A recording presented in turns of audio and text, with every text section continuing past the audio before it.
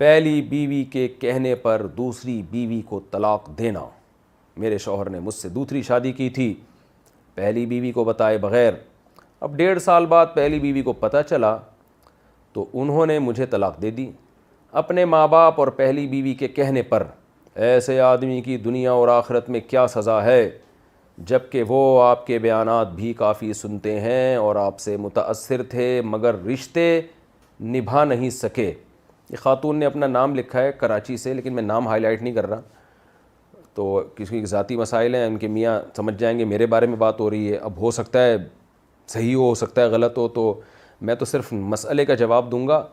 اب قطع نظر اس سے کہ یہ خاتون نے جو اپنے شوہر پہ الزام لگایا یہ الزام صحیح بھی ہے یا غلط ہے، کیونکہ بعض دفعہ بیوی کے کہنے پہ نہیں دے رہا ہوتا،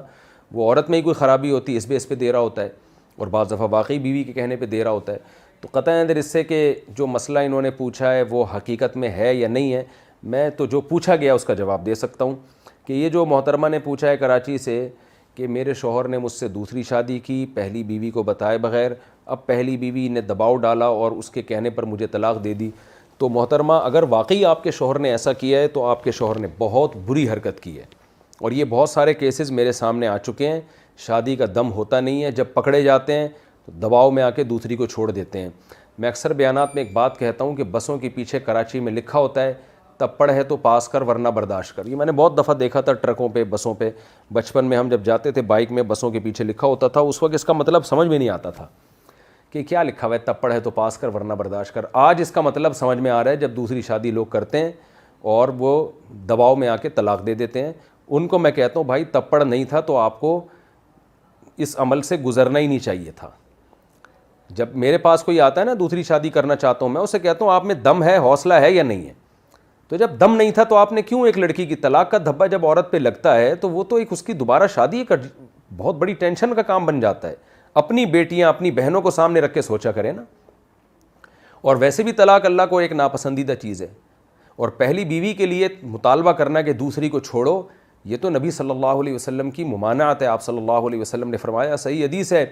کہ کوئی عورت اپنی سوکن کی طلاق کا مطالبہ نہ کرے لتکفی اما فی صفحتها لتکفی اما فی صفحتها،